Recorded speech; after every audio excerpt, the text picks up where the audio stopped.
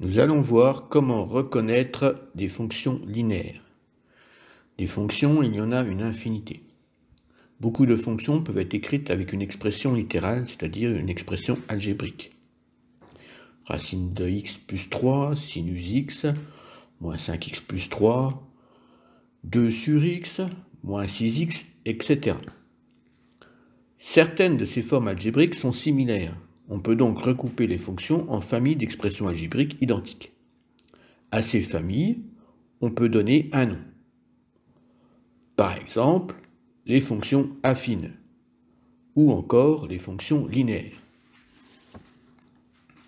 Dans ce chapitre, on étudie les fonctions linéaires. Les fonctions linéaires sont celles qui, à un nombre, on associe le produit de ce nombre par un nombre a, que l'on appelle le coefficient de linéarité.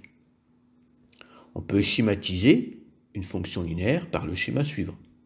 Les nombres x de départ sont multipliés par le nombre a, et on obtient a fois x. Par exemple, pour la fonction qui a x associe 3x, le coefficient de linéarité est 3. Pour moins 6x, on multiplie par moins 6. On peut avoir aussi des fractions comme coefficient de linéarité, comme ici par exemple 3 sur 7. Voyons quelques exemples.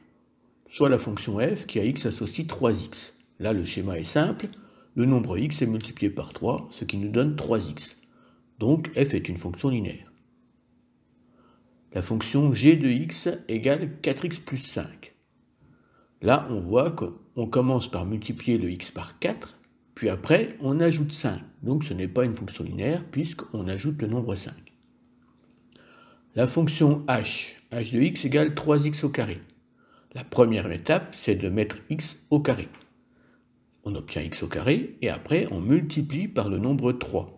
Mais comme on a d'abord mis au carré, ça ne peut pas être une fonction linéaire. On a certaines expressions algébriques qui, au départ, n'ont pas du tout une forme de fonction linéaire.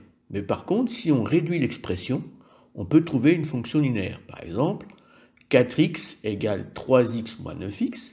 Si je réduis, j'obtiens moins 6x. Donc on voit que k est une fonction linéaire de coefficient moins 6.